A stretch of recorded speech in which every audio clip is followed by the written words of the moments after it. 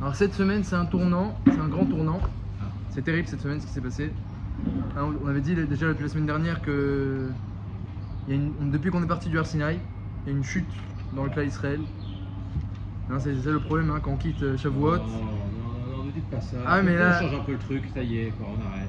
Là, le problème c'est avec les Meragelim, alors là, c'est la cerise sur le gâteau. Hachem il a dit sur cette faute là, vous rentrez pas en Eretz. Il y en a deux qui ont été bien. Ouais. Mais on se concentre sur les deux. Exactement, bah, c'est ça le sujet du Ça shiur, va. c'est que les deux. Voilà. Mais bon, sur Merav et Asetov, on commence d'abord par. J'ai cherché mon appartement la semaine des Meragelim, justement cette semaine-là. Et pendant toute la semaine, c'était compliqué. Je me suis dit, fais comme les deux, ne regarde pas les deux. Binod et Caleb. Voilà. Bien fait. C'est C'est l'épreuve, moi aussi, je me rappelle lorsque j'ai fait ma Alia. Au début, il y avait une efcharoute de Alia, etc. Mais on a naturellement, quand c'est encore une question, est-ce qu'on va monter, est-ce qu'on va pas monter en Israël, et ben, on se pose des questions et puis on juge un peu négativement. Et puis c'est étranger, on connaît pas.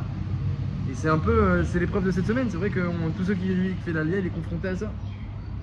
Donc on va voir un petit peu les secrets pour réussir l'épreuve comme Yoshua et Caleb. En tout cas, pour le reste du clan Israël, c'était terrible.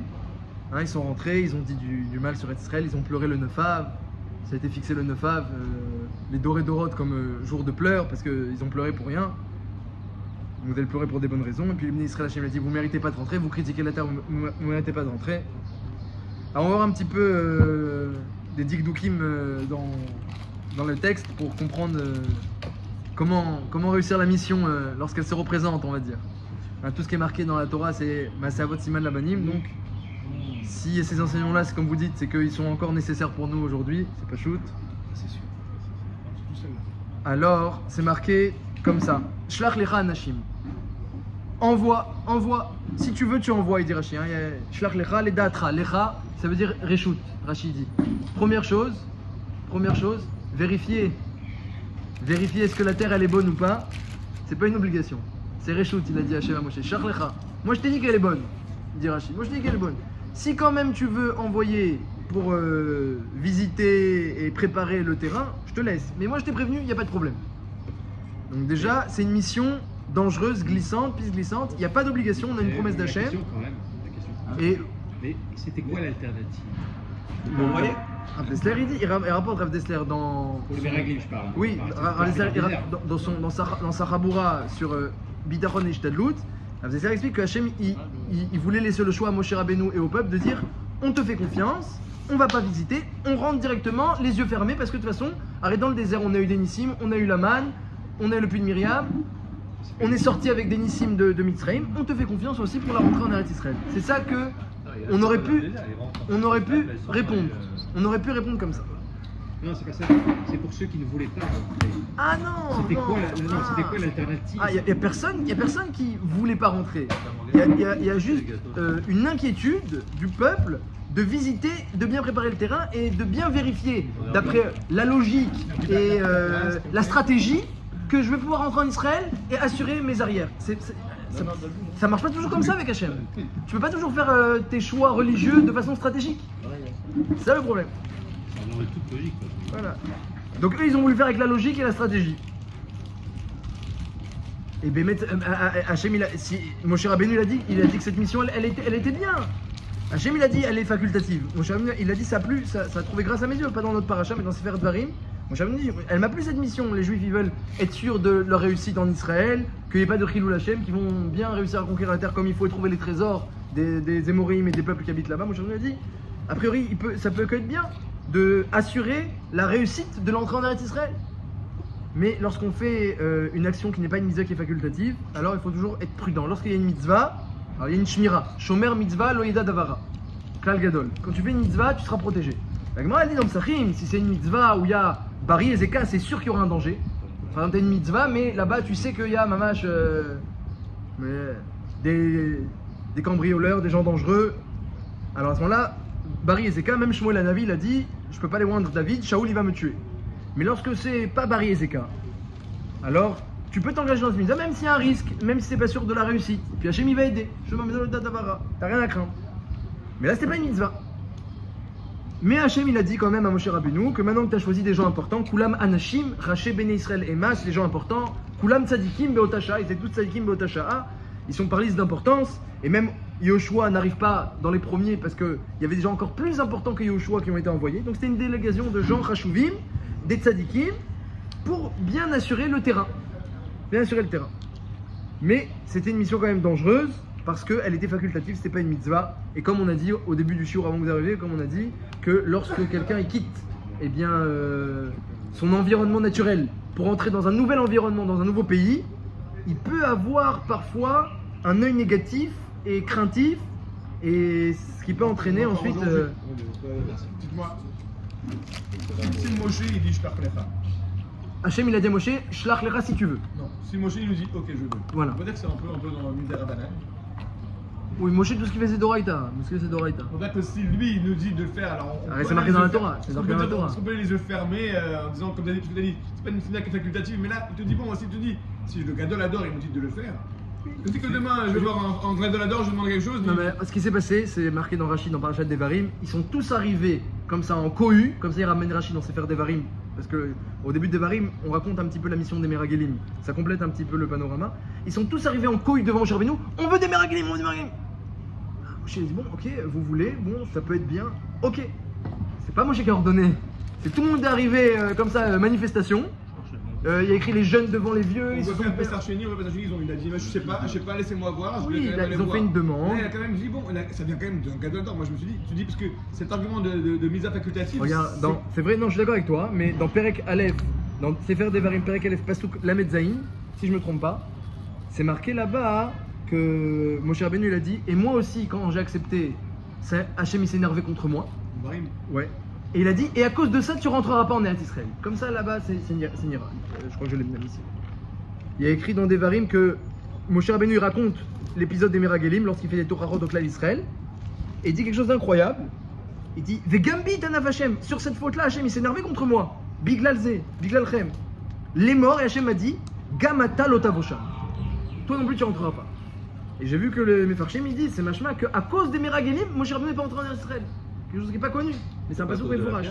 Donc oui, même Moshe, eh ben, son initiative, elle a été aussi punie par Akadosh Baruch Hu. Comme tu as dit, c'est le fruit de les révoltes premières qui l'ont un peu agacé. Voilà, il y a une cohue. Moshe Rabbeinu après il a dit bon, ça peut être bien. Il a accepté la demande.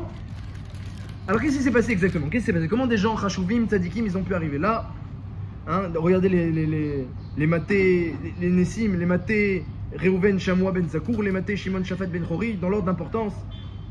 Les matés Yehuda Kalev ben Yifouné, les matés Saragel ben Yosef, les matés Ephraim Moshe Rabbeinu, donc des gens qui sont tellement importants que Yoshua n'est que le 5e de la liste d'importance. C'est pour vous dire. Les matés Bianim Palsi ben Rafou, à part ça dans les noms, il y a déjà des allusions à chaque faute de chacun, c'est intéressant. J'ai vu Tosfot, il demande dans Maseret Sota un point intéressant. Il dit, il y a marqué les matés Shimon, la tribu de Shimon, les matés Yehuda, la tribu de Yehuda. Ensuite, lorsqu'on arrive à la tribu de Yoshua, c'est marqué les matés Ephraim. Il n'y a pas marqué le nom de sa tribu, les matés Yosef. Les matés Ephraim, Oshéa bin Nun. Mais pour Ménaché, qu'est-ce qu'il y a écrit? Les matés Yosef, les matés Ménaché, Gadi ben Soussi. Lorsqu'on arrive à la tribu de Ménaché, on dit oui, la tribu de Yosef, ils ont envoyé pour Ménaché, Gadi ben Soussi. Mais pour Yoshua, il n'y a pas écrit la tribu de Yosef. Il y a écrit la tribu d'Ephraïm. Comme ça demande Tosfot dans Maseret Sota. Et il répond une réponse Alpi Midrash, mais pas Alpi Pshat. Midrash, il dit parce que Yosef Hatzadik, il a dit du Lachon Hara sur ses frères. Il a jugé qu'ils n'ont pas agi correctement, et il est parti voir son père, il a dit du Lachon Hara, et à cause de ça, eh bien, les frères l'ont voulu, et ils l'ont vendu, et il y a eu la descente en Égypte à cause de ce Lachon Hara là. Et après, même Potiphar, la femme de Potiphar, elle a dit du Lachon Hara sur lui, elle a dit, il a essayé de faire ci, de faire ça. Il a eu plein de punitions par rapport à ce Lachon Hara, comme c'est marqué dans les Mefarshim là-bas. Ce qu'il dit le Harizal, il dit que c'est un tikkun en fait de la alors Tosfot, qu'est-ce qu'il dit? Tosfot il dit que c'est pour ça que la tribu de Ménaché, où ils ont envoyé Gadi ben Soussi, qui a dit du Lachon Hara, il a écrit les matés Yosef, il a écrit le nom de Yosef, pour dire que Ménaché a suivi l'exemple de son aïeul Yosef, mais pour Oshéa bin Nun, qui n'a pas suivi, qui n'a pas dit de Lachon Hara, il a écrit les matés Ephraim. On ne dit pas le nom de Yosef. Comme ça, il te spot. Mais c'est Alpi Midrash. Mais Alpi Pshat, mais maintenant on comprend pas. On voit que toutes les tribus, elles ont envoyé quelqu'un pour eux, même Yosef, mais pour Ephraim, tribu d'Ephraim, il n'y a pas marqué le nom de la tribu. C'est une Sheela, Alpi Pshat, qui demande des explications. À part ça, il y a écrit Oshéa bin Nun. Celui qu'on connaît comme Yoshua, il s'appelle Oshéa. Et vient Moshe Rabbeinu, et il dit Vaikra Moshe le Oshéa bin Nun, Yoshua, je vais te faire Shinou Yasher. très intéressant. Il fait Shinui Hashem, il le change de Hosha à Yoshua, et c'est une allusion, dit Rashi. Il n'avait pas le nom d'Hashem Yoshua, il n'y avait que le E, il a rajouté le Yud. K, c'est le nom d'Hashem Yudke, comme Alléluia. Maintenant qu'il s'appelle Yehoshua avec le nom d'Hashem, K, Hashem Yoshiacha, et te sauvera des Meragelim. Comme ça, il rapporte Rashi. Le Targum Yonatan, il dit pour quelle raison, quelque chose d'extraordinaire, pour quelle raison Moshe Rabbeinu a jugé qu'il fallait faire Shinui Hashem à Yehoshua. On n'a pas trouvé qu'il a fait Shinui Hashem à Caleb ou à n'importe qui d'autre. Pour quelle raison il a fait Yehoshua? C'était son Talmid, donc il avait un Kesher avec lui plus grand qu'avec les autres. Il était Meshamesh Oto. Mais pourquoi il a changé de nom? Il dit le Targum Yonatan un truc incompréhensible, on va essayer de le comprendre mes intérêts, mais je vous dis pour l'instant tel que c'est marqué, que Kadra'a, lorsqu'il a vu Anvatanuto, son humilité, alors il lui a changé son nom et il lui a dit qu'Hachem te sauve des Meragelim, lorsqu'il a vu son humilité. Ce qui a fait peur à Moshe Rabbeinu pour entraîner le Shinui Hashem, c'est Ramour Shinui Hashem, quand quelqu'un est malade on fait Shinui Hashem, c'est très Ramour. Il a dit oulala, il est humble, je fais Shinui Hashem. C'est Pélé, l'humilité, la meilleure des qualités, la mitzvah des midot, la mitzvah de Moshe Rabbeinu. La seule midah tova sur Moshe Rabbeinu, qui a marqué dans la Torah, il n'y a pas écrit qu'il était Yireh Hashem, il n'y a pas écrit qu'il étudiait bien la Torah, qu'il était Chacham. Écrit, par la semaine dernière, que Moshe Aish Moshe Anavod, Nicolas Adam, Asher Pene Adama. Il était très humble. Et quand même, il dit, Yoshua il est humble, je vais lui changer son nom. Un Pélé. Et Caleb Ben Yifouné, alors lui, Caleb Ben Yifouné, il a senti aussi le problème, il a senti qu'il y avait un problème, c'était dangereux. Comme on dit, c'est une mission dangereuse, c'est risqué. Il se met de côté, il se sépare, il va à Hebron, prier sur le kéver de Abraham, Yitzhak et Yaakov, et il prie que Hachem le sauve, qu'Hachem le sauve. Et bien, sauf Hachem, il l'a aidé, Aïta Ruach Acheret Imo, comme c'est marqué, il a été sauvé, il n'a pas à fauter avec les Meragelim. Le sauve de quoi? Le sauve de quoi? De fauter dans cette épreuve. Et donc, il a compris que dans cette épreuve, il y avait un risque de fauter. Alors, Yoshua, il n'a rien compris, entre guillemets. C'est Moshe Rabbeinu qui a eu peur à cause de son humilité, dit Targum, Yonatan et Ben Uziel, et il a changé son nom. Mais Yoshua, lui, on ne voit pas qu'il a eu une démarche particulière. Caleb. Mais du coup, c'est le Yud qui l'a tout changé. Voilà, son Shinui Hashem, ça l'a aidé. Caleb, lui, il a eu peur, il est parti prier. Et on ne voit pas qu'il a fait Shinui Hashem, mais on ne voit pas que Yoshua a prié. Chacun, il a eu sa méthode Bifnei Atzma. On pourra se demander pourquoi chacun n'a pas fait la méthode de l'autre, on n'a pas fait les deux. On peut se demander aussi. Et les autres, eh bien, Ben Bassof, ils ont fauté. Une autre chéla intéressante, justement, au sujet de Yoshua. Donc, il n'y a pas marqué le nom de sa tribu. Les Maté Yosef, il n'y a pas marqué, il y a écrit les Maté Ephraim. Une autre chose intéressante, lorsque tout le monde est revenu, alors chacun a parlé. Ils ont tous parlé. Et ils ont dit, alors la terre, elle est bien, au début. Il faut bien commencer avec un mot gentil. Sinon, la Shonara n'est pas Mitkabel, c'est marqué. Et ensuite, ils ont dit, alors déjà, ils ont ramené les fruits. Hein, vous savez qu'il y a des fruits très très gros en Eretz Israël. Et Rashi rapporte, Veisa ou Bamot Bishnaim, Rashi fait le calcul qu'il fallait 8 personnes pour porter la grappe de raisin. 8 personnes, il y avait plusieurs mottes pour porter la grappe de raisin. Donc, sauf il y avait 8 qui portaient la grappe. Un, il a pris un rimon, et un, il a pris une TNA. Comme ça, il rapporte Rashi. Donc, ils étaient 10 à porter. Et Yoshua et Caleb n'ont pas porté. N'ont rien porté comme fruit. La Gemara dans Sota, elle dit parce que vu que tout le but de prendre les fruits, c'était pour dire du Lachon Hara, regardez, de même que les fruits sont géants, de même les gens, les habitants sont géants, on n'a aucune chance, ils vont nous manger. Ils vont nous manger comme ils mangent leurs fruits, ils vont nous manger à nous. Donc le but des fruits, c'était de dire de Lachon Hara. Alors Yoshua et Caleb n'ont pas pris les fruits. Quel est le problème? Le problème, c'était que c'était un tzivouï de Moshe Rabbeinu. Moshe Rabbeinu, il a dit comme ça. Lorsqu'il a ordonné, il a dit Uritem et Aretz Ma'i, regardez la terre comment elle est. Ve'eta Ama Yoshev Alea, et les habitants. Uma Aretz Hashem Na'i Imraza, la terre, est-ce qu'elle est grasse? Est-ce qu'elle fait des bons fruits? Ou le Kartem Hyperiaetz, et vous prendrez des fruits de la Aretz, de la terre. Va'yamim Yemim, mais c'était les jours de la moisson des raisins. Donc Moshe Rabbeinu a ordonné de prendre des fruits. Les 10 fauteurs ont pris les fruits, comme l'ordre de Moshe Rabbeinu. Et Yoshua et Caleb n'ont pas pris les fruits. Très étonnant, vous avez compris la couchée? Biklum Izratase. Je te dirai plus. Il y a écrit que Moshe Rabbeinu a ordonné de prendre des fruits, et Caleb et Yoshua, les 10 ont pris, et Caleb et Yoshua n'ont pas pris. La Gemara en Sota, elle dit oui, parce que vu que le but des 10 c'était de dire du Lachon Hara, alors ils n'ont pas pris. Mais c'est très bien, mais Moshe Rabbeinu l'a ordonné. Moshe, Yoshua et Caleb n'ont pas pris. Comme ça, Rashi rapporte. Très étonnant. Très étonnant. Alors, à part ça, quand tout le monde est revenu, ils ont dit ce Éphes, donc la terre elle est bien, mais, il y a un mais. Ils n'ont pas dit elle est bien, ils ont dit Zavatra la voûte vache. Elle coule le lait et le miel. Imagine une terre où coule le lait et le miel. Les explorateurs Réchaïm qui sont en train de dire la Shonara, ils disent bon, c'est quand même une terre où coule le lait et le miel. Mais quand même, alors mais quoi? Mais les gens ils sont dangereux, on ne pourra pas les conquérir. Il y a le Amalek qui sont là-bas. Hein, dès que tu dis Amalek, tout le monde tremble. Amalek ils sont là-bas. Et les Kenaani, les Chiti, les Boussi, et commence à dire pourquoi on ne pourra pas y arriver. Kalev fait taire tout le monde et dit non, non. On peut monter et la conquérir, on pourra y arriver. Et les autres, ils disent Anashim, Asheralou, chacun parle, ils disent non, nous on a vu qu'Ichazak ou Mimenu, ils sont plus forts que Mimenu, littéralement que lui. Ils sont plus forts que lui, comme ça dit le Midrash. Mimenu, ils sont plus forts que lui. Que nous, au sens propre, au Midrash. Voilà, Mimenu ça a deux sens. Mimenu, c'est un mot qu'on peut dire aussi pour lui. On peut dire Mimenu pour nous, mais aussi pour lui, on dit Mimenu aussi, dans la Torah. Donc il y a un double sens comme ça. Au sens midrashique, ils ont dit même Hachem ne va pas nous aider. Parce que tu peux lire le O. Voilà. O ou. Voilà. Mais Rouz Mizé, dans la Torah, il n'y a pas écrit O. Bédéraklal pour lui, il y a marqué Miminou aussi pour lui. Peut-être en hébreu moderne, peut-être on dit O, mais dans la Torah, c'est marqué. À la Kolpanim, ils ont dit et Kalev fait taire tout le monde, les autres reprennent la parole, et Yoshua ne dit pas un mot. Yoshua ne parle pas. Très intéressant. Tout le monde se met à pleurer, ils se sont mis à pleurer, ils se sont plaints, Veilonou, ils ont Loumatnou, dommage on n'est pas mort en Mitzrayim, pourquoi tu nous as sorti Moshe Rabbeinu, pourquoi tu nous amènes ici, on va tous mourir, les enfants ils vont mourir, etc. Moshe Rabbeinu il tombe par terre. Et ensuite, il y a marqué que Yoshua et Kalev, après tout ceci pour là de pleurs et de plaintes à Moshe et à Aaron, Yoshua et Kalev, il y a marqué que Vayomrou, ils ont dit arrête Sacher Avarnou, Bala Torotam, Meod, Meod. Tova, arrête Meod, Meod. Cette terre-là, elle est très très bonne. Donc Yoshua n'a rien dit au moment où il y avait la cohue, où il y avait la discussion, la marloquette. Il n'a pas parlé. À la fin, il a dit la terre elle est très bonne. Je suis là aussi, pourquoi il n'intervient pas Yoshua? Et Bémet, le Ramban, j'ai vu, qui fait allusion à cela. Parce qu'ensuite, lorsque Hachem va s'énerver, il va dire vous rentrerez pas en Israël. Donc finalement, c'est un grand tournant, comme je l'ai dit au début du show, c'est un grand tournant dans la paracha, dans la Torah. Hachem décide, cette génération, ils vont tous mourir dans le désert et ils ne rentrent pas en Israël. Vous voulez même en finir avec eux, mais.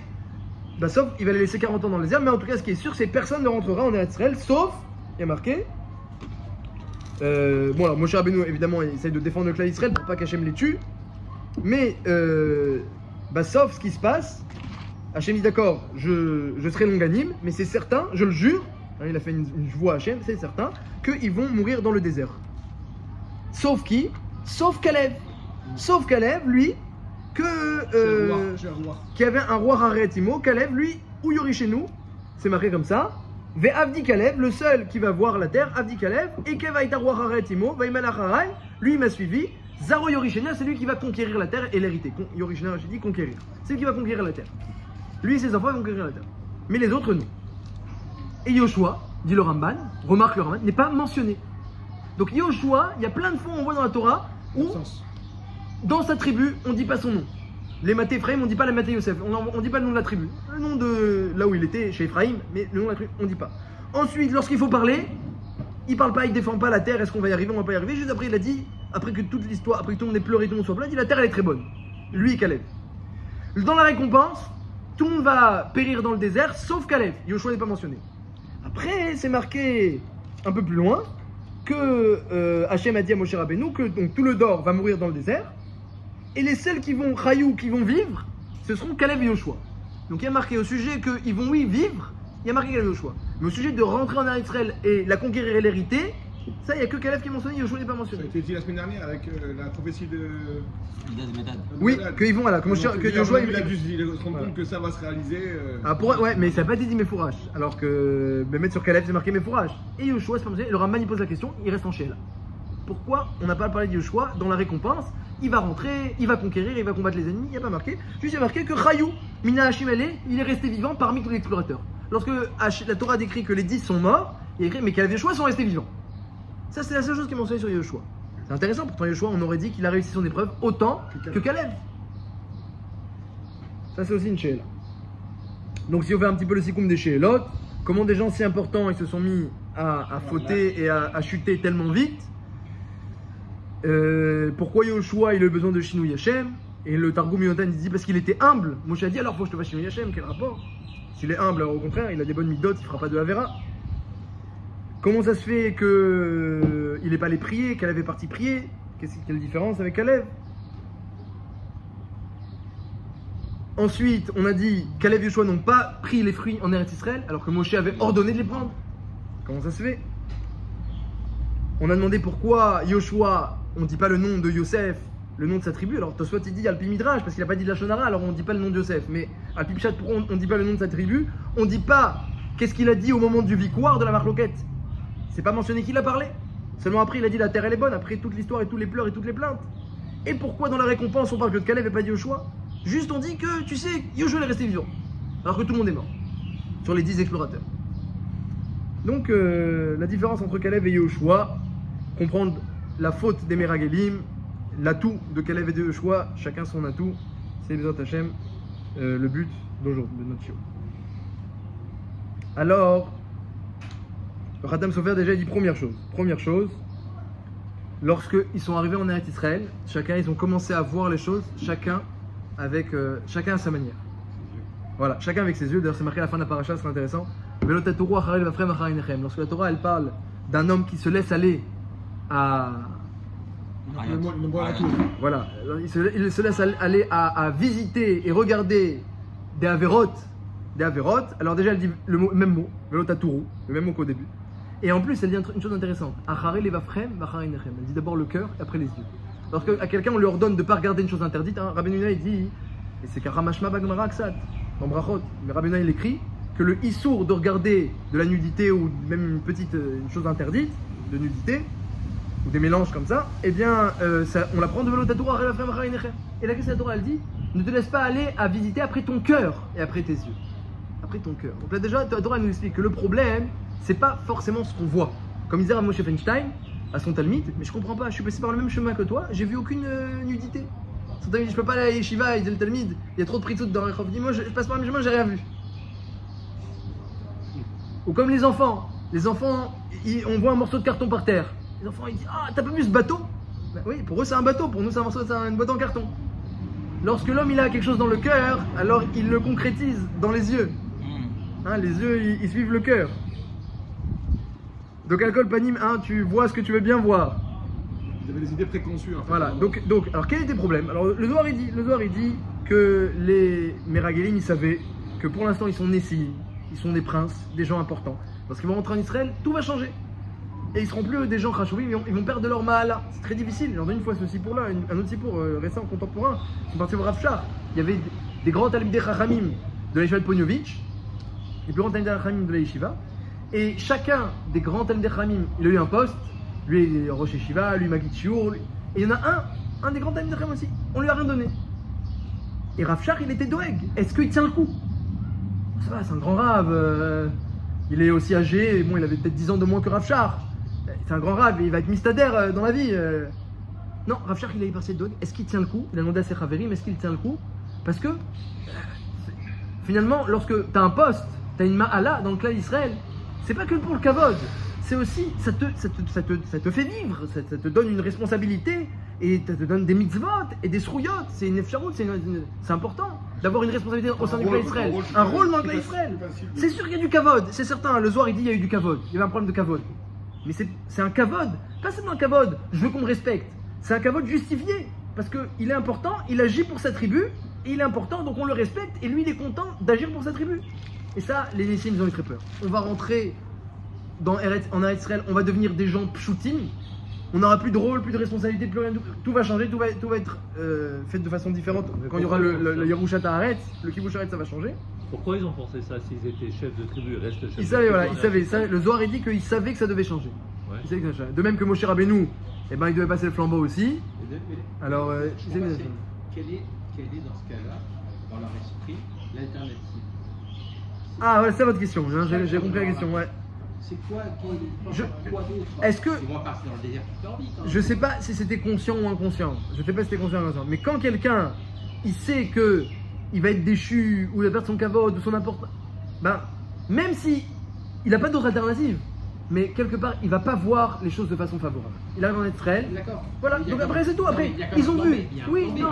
Mais non, oui, mais... Lorsqu'ils ont déclaré, quand ils sont rentrés, c'est des tzadikim, quand ils sont rentrés, ils ont dit, qu'est-ce qu'ils ont dit? Ils se sont réunis, ils ont dit, venez les amis, vous savez quoi? Avant de voir la terre, venez, on va casser Eretz Israël, on va tout faire échouer. C'est pas ça ce qui s'est passé. Ils sont rentrés, ils ont vu une terre où les gens ils font 10 mètres de haut, ils ont vu qu'il y a beaucoup plus d'enterrements que dans un pays normal, ils ont vu des fruits qu'il faut 8 personnes pour les porter, ils se sont pas réunis en disant on va casser la traite, ils sont rentrés, en plus ils savent que lorsqu'ils vont en Israël, ils vont plus être rien du tout, et ils voient ça, après, faut trouver le Haïm Tova. Faut voir le Haïm Tova de Yehoshua et de Caleb, même Caleb il a eu peur, Yehoshua il a eu peur aussi. Il y a du changement, il y a des dangers, il y a des peurs, comme je vous l'ai dit, quand quelqu'un veut faire la Alia, il n'y a pas des gens en Israël, mais et comment je vais avoir ma Parnassa, et comment je vais réussir là-bas, et qu'est-ce que je vais faire, et où je vais aller, et mes amis, est-ce que j'aurai des amis, une Keïla, dans un endroit nulle part, au milieu de rien. Ouais, au milieu de rien, mais Anané Kavod, Laman, Oki Myriam. Mais c'est arrivé que c'était temporaire. C'était Me'ein Olamaba, c'était Me'ein Olamaba.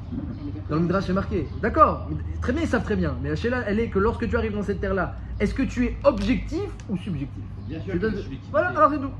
Après, ils ont décrit les choses, ils ont dit non, on fait la mission, telle que Moshe nous a dit, telle que Shem nous a dit. On parle de l'histoire, mais dans ce cas-là, si on n'a pas d'autres alternatives, c'est pas grave. Si on retranscrit par rapport à notre ceux qui hésitent à C'est faire la encore plus guerre. grave la faute. Alors, quand pas ce que je disais, c'est encore plus grave. Du fait qu'il n'y a pas d'alternative, c'est que non seulement il n'y en a pas, et en plus tu veux pas remettre la pluie, finalement le mec il est prêt à tout arrêter même pour qu'il nous dans le désert.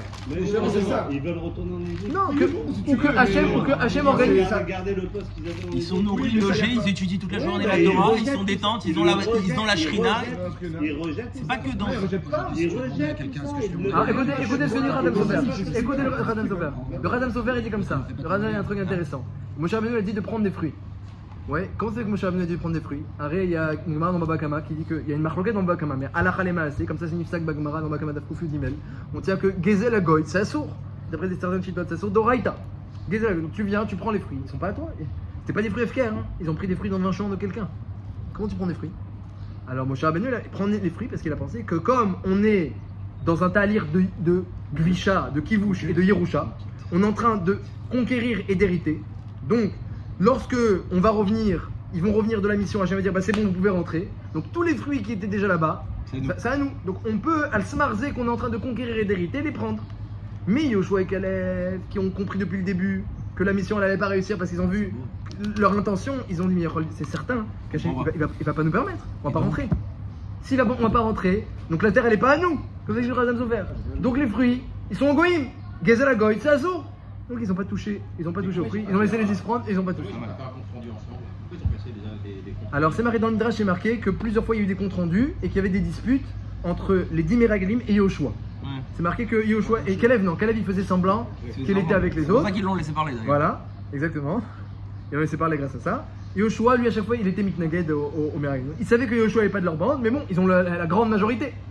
Ils ont la grande majorité. Il peut y avoir une yeshout aussi puissante, c'est-à-dire de penser à soi autant. Comment ils peuvent passer à C'est pas sûr qu'ils ont pensé à soi, c'est pas sûr qu'ils ont pensé à... Ils ont vu une terre où il y a des dangers, ils ont dit, Moshe Rabbeinu a dit, Atova Imra'a, elle est bonne, elle est pas bonne. Ve'eta'a, mais les gens qui sont dessus, comment ils sont? Ils sont forts, ils sont faibles. Ils sont rentrés, ils ont dit, la terre elle enterre ses habitants, les gens sont puissants, on pourra pas rentrer. C'est description, on répond aux questions. Mais c'était comme on a dit. Non, c'est pas ce qu'il leur a demandé. Il a demandé est-ce qu'elle est bonne ou pas. Non, il leur a demandé Moshe Rabbeinu d'écrire la terre. Et les habitants, Mais pas, voilà, pas la conclusion. Conclusion jamais. C'est d'ailleurs, mais bon, c'était. À quoi ça sert alors? Non, alors non. C'est un Alors, voyage où c'est des bénis oui. Non, non. Mais la faute, elle est pas que- mais la faute, elle est pas que- On pourra jamais y rentrer. Attends, t'as jamais demandé ça. oui, c'est HMIC si tu vas rentrer ou pas. T'as jamais demandé de rentrer un. D'accord, il y en a qui disent que c'est ça leur faute. compréhensible que quand il y a une majorité qui s'exprime contre ça, les deux autres, ils osent pas les contrer. Ouais. Alors, peut-être Caleb il a osé, Yoshua n'a pas osé. Alors, regardez ce qu'il dit le Massat Améler. Le Massat Améler, il dit comme ça. Il dit qu'il y avait deux missions, dans les paroles de Moshe Rabbeinu, il y a deux missions qui sont transmises aux Meraglim. Il y avait deux missions. Une, c'était de prévoir l'entrée, le combat, la Milchama contre les Kenani, les Yevoussi, de rentrer, de voir par où on va rentrer, et où c'est fortifié, et qui on doit combattre. Le derrière de Gvisha. Hachem, on aurait pu s'en passer, a dit Hachem. Mais si vous voulez faire Kederer Kol Haaretz, comme le minag des Bnei Adam, alors il faut savoir par où on va conquérir la terre et qui on va combattre et dans quel ordre, etc. Ça c'était la première mission, c'était Ma'arechet Amilchama, organiser la guerre pour entrer. Deuxième mission, c'était voir la terre elle-même. Et pour organiser la guerre, explique le Massat Améler, ça suffisait d'envoyer un homme par tribu, et donc pour la tribu de Yosef, un seul homme. les Maté Yosef, les Maté Ménaché. Gadi Ben Soussi, c'est lui qui a été choisi, il était Rachouf, et c'est lui qui a été choisi pour envoyer, pour vérifier la guerre. Comment on va combattre les ennemis. Mais pour l'héritage, est-ce que la terre est bonne ou non? Ça, on ne peut pas envoyer un seul homme pour la tribu de Yosef, parce que Ephraïm et Ménaché vont recevoir 2 terres différentes. Vous savez que Ephraïm et Ménaché n'habitaient pas à côté. Il y avait Khatsi Shevet Ménaché, Khatsi Shevet Ménaché, il y avait deux demi-tribus de Ménaché qui n'étaient pas à côté. Et Ephraïm, il était ailleurs. Donc, pour l'héritage de la terre, est-ce qu'elle est bonne ou non? Ça, on a été obligé d'envoyer de Ephraïm. Donc, c'est pour ça que j'ai marqué Al-Pipchat, dit le Massad Ameler. Les Maté Yosef, les Maté Ménaché. Il y a écrit le nom de la tribu de Yosef pour dire que lui a été choisi pour vérifier les 2 missions. Les Maté Yosef vérifier la guerre, les Maté Ménaché pour vérifier la terre. Donc, il va vérifier comment on va combattre et la terre. Mais Yoshua n'a pas été envoyé pour vérifier le combat. Est-ce qu'on va les gagner, les vaincre? Est-ce qu'ils sont forts? Est-ce qu'ils sont faibles? Est-ce qu'on va les vaincre ou non?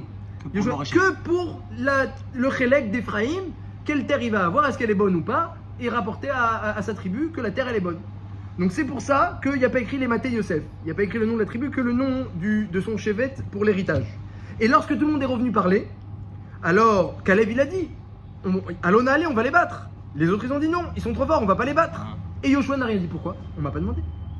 Yoshua n'a rien dit. C'est pas ma mission quoi. C'est pas ma mission. On m'a pas demandé est-ce que on va les battre ou non et par quel chemin on va rentrer pour faire la guerre. On m'a demandé est-ce que la terre elle est bonne.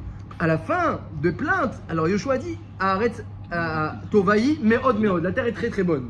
Parce que c'est ça qu'on lui avait demandé. Et Caleb a répété que la terre était très bonne. Donc il y avait une double mission. Donc Caleb a une mission plus grande que Yoshua. Caleb a reçu, et tout le monde, les 11 Meragelim ont eu une mission plus importante. Ils devaient parler de la guerre et parler de la terre. Il y avait 2 missions. Yoshua n'a reçu qu'une. Donc Yoshua n'a pas eu peur, à la différence de Caleb a eu très peur, parce qu'il avait une mission plus simple. Rentrer parler de la terre. Moi je parle pas de la guerre, je parle pas est-ce qu'il y a des Amalekim, ils sont forts, ils sont faibles, c'est pas mon travail. Est-ce que la terre est bonne? La terre est très bonne. Eretz Zavatra la bout de vache, il y a des fruits, il y a du lait, il y a du miel, il y a tout ce qu'il faut, on manquera de rien. Et Asher lo bemiskino Torah balechem, on mangera pas le pain dans la pauvreté. La terre est très bonne, il n'y a rien à dire. Perot et Israël, Eretz Rita ou Sora, Gefen du terrain, Eretz Zachman vache, il n'y a aucun problème. Donc ça, Yoshua, sa mission était plus petite. Donc il n'a pas eu peur, il n'est pas parti prier. Quelle avait une grande mission, il a eu très peur, il est parti prier. Mais quand même, il y a une autre raison. Le Zohar il dit qu'il y a une autre raison pour laquelle l'épreuve de Yoshua était beaucoup plus petite que celle de Caleb. Parce que tous les chefs de tribu, on a dit, ils devaient être déchus en entrant en Eretz Israël. Comme ça dit le Zohar. Il y avait un problème de kavod. C'est que maintenant vous êtes des gens importants, mais lorsque vous allez rentrer, ça va changer. Il y a un problème de kavod. Ça c'était vrai pour les 11 tribus, mais pas pour Yoshua. Pour les 11 Meragelim, ils devaient rentrer, ils perdraient leur titre de Nassi. Mais Yoshua, lui, comme vous l'avez dit la semaine dernière, Eldad ou Medad, ils ont prophétisé dans le camp que Moshe va mourir et Yoshua va être le manik, va être le Gadolador. C'est lui qui va prendre la place de Moshe. Donc Yoshua, il n'avait pas cet argument, ce danger de kavod, dit le Zohar. Les 11, ils avaient un problème de kavod. Est-ce qu'on va perdre notre fonction? Est-ce qu'on va perdre notre fonction? On va être des gens pas importants, on va plus faire de mitzvot, on n'aura plus de srouyot. Donc c'était... Il y en a quand même un. C'est-à-dire qu'il a un intérêt à ne pas parler à ce que ça se passe. C'est quoi l'intérêt? L'intérêt c'est que Non, c'est que Moshe reste vivant. Voilà. S'il ne dit pas, s'il dit que la terre est pas bonne, c'est ça ce que Moshe reste j'ai la Chronie dit comme ça. La Chronie me dit que le Targum Yodan, il a dit que Moshe Rabbeinu a dit Yoshua, je vois que tu es humble, je te change ton nom. Yoshua, il n'a pas prié, il n'a pas eu peur.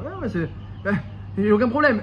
Le kavod, je vais rentrer, je vais être le changement. La mission, elle est très simple, ma mission. Il faut dire la terre elle est bonne, elle n'est pas bonne. Il n'a pas eu peur. Moi je vais dire attends, t'es humble, je vais te changer ton nom. Quel rapport? Alors on explique que le Targum Yonatan, la semaine dernière, fait dans le texte, c'est pas marqué que Eldad ou Medad, ils ont dit Moshe va mourir et Yoshua rentre. C'est pas marqué, c'est Rashi rapport. Moshe, c'est pas marqué dans le texte lui-même. Le Targum Yonatan, il le rentre dans le texte. Il dit que Yoshua est venu et a dit à Moshe Rabbeinu, tu sais, Eldad ou Medad, ils ont dit que tu vas mourir et que je vais rentrer. Comme ça, il rapporte le Targum dans le texte. Et Moshe Rabbeinu, il a vu que Yoshua était Makpid. Il a dit, ah, ça va, sois pas Makpid. Alvaï que tout le monde fasse des bonnes prophéties comme ça. Quelle était la marque loquette? Une marque loquette, Moshe Rabbeinu et Yoshua. Vous savez que quand il y a une voix, eh bien, si elle est bonne, Hachem ne revient pas sur sa parole, même si ensuite on n'est pas méritant, parce qu'il a dit. Mais si elle n'est pas bonne, c'est seulement une prévention. C'est-à-dire que Yoshua, il avait un intérêt. Oh, alors on y arrive doucement. Alors vous allez voir. S'il n'a pas d'intérêt, Moshe Rabbeinu ne lui aura pas changé son nom. Écoutez. Yoshua, il est venu, il a dit, mais c'est terrible ce qu'il a dit. Ils ont dit Meldad ou Medad la semaine dernière. ils ont dit que tu vas mourir et que c'est moi qui vais prendre ta place. C'est terrible. Mais Moshe, attrape-les, mets-les en prison, enferme-les. Quelle haine, enferme-les. Moshe dit, mais tu rigoles quoi? C'est une très bonne névoie. Alvé que tout le monde ait des bonnes névoies. Alvé qu'il y ait roi Hachem sur tout le monde comme ça. Marc Loquet, Moshe Rabbeinu Yehoshua explique à Aharonim. Moshe et Yehoshua ils discutent. Est-ce que c'est une bonne névoie ou c'est une mauvaise névoie? Une bonne névoie, elle est inaliénable. On ne peut pas revenir dessus. Une mauvaise névoie, c'est qu'une prévention, c'est que à cause des fautes. Mais si tu fais tchouva, elle sera paralysée. Moshe Rabbeinu va mourir, Yehoshua va rentrer et va devenir le Gadol Hador. C'est une bonne névoie ou c'est une mauvaise névoie? Yehoshua dit non, c'est une mauvaise, c'est une mauvaise. Moshe Rabbeinu c'est une mauvaise, et bon, alors c'est une mauvaise, et alors qui va prendre Ma grande question la semaine dernière. voilà, qui va prendre la place, c'est-à-dire qui va être le remplaçant, le pauvre remplaçant de Moshe Rabbeinu qui ne sera même pas à la hauteur? C'est moi, dit Yehoshua. Donc c'est une mauvaise nouvelle terrible pour Israël. Il n'y aura plus Moshe Rabbeinu, et qui c'est qui va prendre sa place? Moi. Nevoa Ra'a, dit Yehoshua à Moshe, attrape-les, mets-les en prison, enferme-les. Quelle la haine, enferme-les. Yehoshua dit, mais Moshe, pas du tout. Avec que tout le monde ait des bonnes prophéties comme ça, tu es Raoul, tu peux, etc. Non, c'est une très mauvaise. Donc Moshe Rabbeinu, il pensait, la prophétie est là, inaliénable, ça va se passer comme ça. Yehoshua dit, non, on peut revenir encore en arrière. Si on peut encore revenir en arrière, alors, dit Moshe Rabbeinu, j'ai un peu peur que Yehoshua aussi, lorsqu'il va arriver en Israël, il veuille aussi revenir en arrière. On peut revenir en arrière, dit Yehoshua. On peut annuler la prophétie. Oula, Yehoshua n'a pas eu peur. Il a vu, j'ai une petite mission, c'est pas dangereux, on m'a même pas demandé de vérifier est-ce qu'ils sont forts, est-ce qu'ils sont faibles, les Amaleki, les Kénéens, est-ce que la terre est bonne ou pas. C'est très facile. C'est même pas sur ça qu'ils ont fauté, les Méragues, ils ont fauté sur le peuple, sur les habitants étrangers et sur la guerre, ils ont fauté. Sur la terre, ils ont dit, arrête, Zavatra la voûte vache. Yehoshua dit, j'ai aucune crainte. Moshe dit, non, moi j'ai peur pour toi, parce que humble comme tu es, tu vas vouloir annuler la prophétie, revenir en arrière, et peut-être que tu verras pas les choses du bon oeil. Il a changé son nom, Shinou Yashem. Mais Bémet, il a besoin d'une grosse prière, parce qu'il n'y avait pas une grosse tentation, un gros Nisayon pour Yehoshua. Yehoshua, et Bémet dans la récompense, Yehoshua n'est pas mentionné. Lorsqu'il a écrit que tout le monde a été puni et qu'elle avait été récompensée, il dit le Ramban, il n'y a pas marqué Yehoshua, ça rien pourquoi. Mais j'ai vu que les Aharonim ils disent, c'est clair pourquoi. D'après le Massat Améler qui dit que Yehoshua a une plus petite mission que les autres, il ne devait pas parler de la guerre et que de la terre, est-ce qu'elle est bonne ou non. Donc quand tout le monde a parlé de la guerre, il n'a pas parlé, il ne s'est pas opposé aux autres. Ensuite dit Hachem, personne ne va rentrer parce que vous ne voulez pas l'hériter cette terre. Kalev va rentrer, va l'hériter. Rachid dit c'est quoi l'hériter? Rachid dit c'est pas héritage, il dit Rachid, c'est faire la guerre. Kalev va rentrer et faire la guerre. Comme fait dit Rachid, à la Makom sur Kalev. C'est-à-dire c'est qui a mérité de rentrer et de faire la guerre avec ses enfants? Dans le texte en tout cas, c'est Kalev. Après évidemment Yehoshua a participé et tout le monde a participé. Donc c'est marqué sur Yehoshua qu'il a été mitatzel dans la guerre contre les peuples là de là-bas. Dans Yehoshua. Il a dirigé, il a été mitatzel. Il n'a pas tout conquis. Il a négligé quelque peu la guerre, la conquête en Israël. Mais il a participé comme tout le monde et c'était lui le Gadol Hador, évidemment. En tout cas, dans le texte, c'est marqué que Kalev il aura ce mérite de rentrer et de combattre. Et sur Yehoshua, c'est pas marqué un Sahar, parce que Bémet Yehoshua n'avait pas la mission. Et donc il n'a pas eu ce Nisayon, et donc il n'a pas eu à le réussir non plus le Nisayon. Par contre, lorsqu'il a marqué la faute de la Shonara, qu'elle était très grave, ils ont dit la Shonara, tout le monde a été puni. Qui est resté vivant du Lachonara, il a marqué Kalev Yehoshua. Là c'est marqué Kalev Yehoshua, parce qu'il n'a pas dit Lachonara. Il aurait pu dire la terre elle est pas bonne, il n'a pas dit. Donc lorsque c'est un Sahar du Lachonara, qui est vivant, qui est mort, parce que comme c'est marqué dans Shlomo Meler, la vie et la mort sont entre les mains de la langue. Chaim Umavet Beyad Alashon, il dit Shlomo Meler.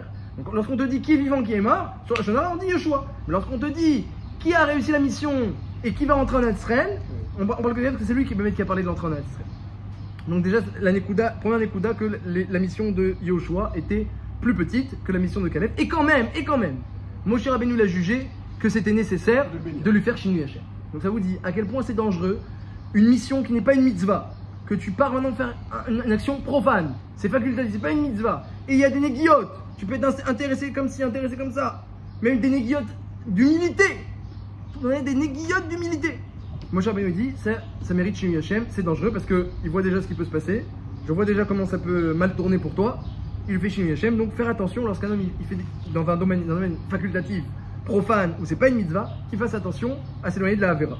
Ça c'est la première Nekuda. Je comprends pas comment Yehoshua Rabbeinu ne demande pas son avis sur la guerre alors que c'est celui qui va diriger la guerre.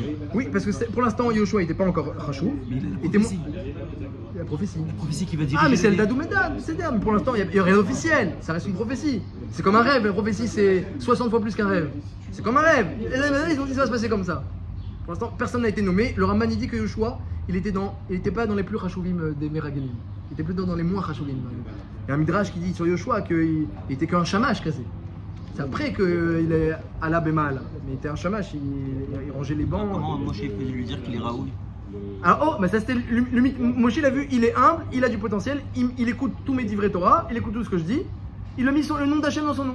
Kayoshira, Yoshua, il y a le nom d'Hachem. Toi aussi tu as le nom d'Hachem, il n'y a pas que moi. Ah, Moshe c'est les Hachem, les mêmes lettres qu'Hachem. Donc Moshe il a le nom d'Hachem entre guillemets. C'est Hachem inversé, enfin à l'envers, dans le désordre. Mais Yoshua n'a pas le nom d'Hachem. Toi aussi tu as le nom d'Hachem. Toi aussi tu es Raoul. Donc c'est une bonne prophétie ce qu'il y a eu la semaine dernière. Tu pourras rentrer et hériter. Ça c'était la kavana de Moshe Rabbeinu. Eh bien, ancrer que la prophétie elle est bonne et qu'il ne faut pas revenir en arrière sur cette prophétie-là. C'est la kavana de Moshe Rabbeinu avec Yoshua. Mais Yoshua, son épreuve était plus petite et sa récompense, même elle était plus petite, à la différence de Caleb, qui a hérité de Hebron et qu'on a mentionné à plusieurs reprises dans la Torah. Non, en ce qui concerne encore les autres questions, on a demandé ensuite, alors qu'est-ce qui s'est passé? Alors Caleb, il a vu que pour lui, gros Nisayon. Est-ce qu'il va parler de la terre? Est-ce qu'il va pas parler de la terre? Est-ce qu'il va parler de la guerre? Est-ce qu'il va parler de la guerre? Pour lui, c'était mamash, un gros Nisayon. Il va être déchu. Est-ce que, quand même, je vais voir les choses positivement? Et tout ça, ça se fait un petit peu de façon inconsciente. Comme je vous ai dit, je pense pas que les Meraglim d'office, ils ont dit on va dire du mal et on va casser le projet. Ils sont arrivés. La manière qu'ils sont partis, ils sont revenus. Il y a un Rashi comme ça, il y a écrit aussi Kulam Anashim, Rashi dit Tzadikim Ayu Beotasha'a. Donc il y avait déjà un Shoresh, une racine de Negia, il y avait déjà une racine de critique et de Kavod en eux, mais c'était ensuite, les fautes sont arrivées que sur le terrain. Ils n'avaient pas comme ça d'office. Donc Caleb, il a compris qu'il y avait un danger. Il a compris inconsciemment qu'il y avait un danger et il est parti prier. Et ça, c'est une Nekuda Chashuva, une Nekuda que souvent on oublie. Que on a beaucoup d'épreuves de Yetzerara lorsqu'on est dans la vie profane, la vie facultative, comme la mission des Meraglim, c'est la vie facultative. On a des épreuves de Yetzerara et on oublie que la prière est indispensable. Comme c'est marqué dans la Gemara, le Yetzerara il a 7 noms. Il s'appelle Even, Mirchol, Harel, le cœur de pierre, l'embûche, l'incirconcis, le tamé, le rat, même son créateur l'a appelé rat, le caché, il se cache dans ton cœur pour te faire fauter, et Loulé Hachem, et veut te tuer, dit la Gemara dans ma Seret Souka, il veut te tuer, Umvakesh, Tsofer Hachem Tzadik, Umvakesh la Mito, il regarde, il est tsofé au loin, c'est quand je vais pouvoir le tuer, hein, il veut le tuer, hein, tuer pas seulement Rouchini ou pas seulement spirituellement, le Tzara c'est le Malach HaMavet, c'est l'ange de la mort, donc tant qu'il n'a pas tué l'homme, il n'est pas encore, il n'est pas au bout de sa mission. Donc il regarde les Tofé, Umvakesh la Amito. Qu'est-ce qu'elle dit la Gemara? Loulé Hachem Beozro lo Yacholo, si ce n'était qu'Hachem nous aider, on ne pourrait pas. C'est-à-dire que l'épreuve contre les Tzara, elle dépend essentiellement de l'intervention d'Hachem. Et ça on oublie. Et l'intervention d'Hachem, elle dépend essentiellement de notre filote. Et ça on oublie complètement. Alors, Yoshua il a dit j'ai pas d'épreuve. Il a jugé parce que lui il avait une mission plus petite et qu'il n'avait pas un problème de kavod. Mais c'est d'air. Mais lorsque quelqu'un il sait qu'il est confronté à des épreuves, il ne faut pas laisser les choses comme ça. Il faut dans cette fila demander de l'aide à beaucoup. La fila elle marche beaucoup dans ce domaine. C'est pélé. Autant la parnassa dit la Gemara, et ben on prie beaucoup pour la parnassa, mais la Gemara elle dit c'est très dur de changer. Très dur, c'est vrai, c'est dur de changer. La Gemara elle dit une fois il y avait un homme, il n'avait pas de parnassa pour donner à sa fille. Hachem il lui a fait pousser une poitrine pour l'allaiter. Elle dit la Gemara, viens voir combien c'est dur de changer la parnassa. Que Hachem il peut lui faire pousser une poitrine, mais il ne peut pas lui donner ce qui n'est pas décidé à Rosh Hashanah, il ne peut pas lui ouvrir charré parnassa. Comme ça la Gemara elle dit dans Masatani. Et bien quand même également. Donc la parnassa on prie beaucoup, mais c'est pas pachout qu'on puisse changer et intervenir. C'est pas pachout. Il faut des srouillottes et c'était le Rosh Hashanah. Mais alcool panim, l'aide dans le domaine de Rouchni, vadaï. C'est quelque chose où on peut changer, on peut intervenir. Au contraire, Achef Pira Malou, la Gemara elle dit dans ma série de brachot que lorsqu'un homme il prie pour les choses matérielles, il doit être humble et pas demander trop. Mais lorsqu'il prie pour les choses spirituelles, au contraire, il demande beaucoup, la Gemara elle dit Achef Pira Malou, ouvre ta bouche. Parce que c'est un kavod d'Hachem. Lorsque quelqu'un il vient dire je veux une voiture et de l'argent, etc. Quelque part, les anges accusateurs vont dire mais pour qui tu te prends toi? Baisse la tête et continue ta mida. Putain, Trio, t'en demandais beaucoup. Oui, mais la Gemara elle dit qu'on apprend de Shmuel la Navi que la tfila est réussie lorsque tu te fais petit devant le roi, parce que tu es devant le roi dans la tfila. Et si tu es un pauvre. Tu vas voir le roi, tu vas pas demander devant un verre d'eau. Ouais, mais si. Tu dis. Je vais t'expliquer comme ça. Je vais t'expliquer, non. Si tu vas, un pauvre qui va devant le roi, un pauvre qui n'a pas de maison, il va devant le roi. C'est ton père. Voilà. Alors, oui, non, dans la tfila, c'est le roi. Dans la tfila, c'est le roi. C'est ça la prina, c'est l'image qu'on doit avoir pendant la tfila. Il y a d'autres moments où on doit voir c'est ton père, mais la tfila, c'est devant le roi. Beikaron. Comme c'est marqué dans le Shulchan Aruch, Beikaron Komot, dans les Midrashim, c'est ça l'approche de la tfila. Alors, quand on remercie, ou quand on a confiance en Hachem, alors, quand on est à Mida, c'est devant le roi. Alors, quand on a un pauvre qui n'a pas de maison devant le roi, ou qui a pas de... Alors, évidemment, l'enjeu, c'est que Hachem donne une maison et une voiture et tout ce qu'il a besoin, et c'est des choses importantes et chères et qui sont à la hauteur du roi. Mais la manière dont il demande, alors je veux une villa avec piscine, etc. Et je veux une voiture, attention, je veux une belle voiture. et voiture avec les 4 portières, etc., qu'on puisse bien rentrer. Tout se passe. Voilà, alors comment, tu sais comment il a dit? Comment il a dit Shmuel Hanavi, comment il a dit Shmuel Hanavi? Il a dit Nicole Birkotera, donne-moi de tes brachot. Il n'a pas dit tes brachot, même de tes brachot. Il n'a même pas mentionné le domaine et il a dit un chélek. Et après Hachem il va te donner la voiture et la maison et tout ce que tu as besoin. Mais quand tu commences à dire beaucoup de choses, ça manque de capote. Mais quand tu pries pour la spiritualité, la Gemara dit Afour.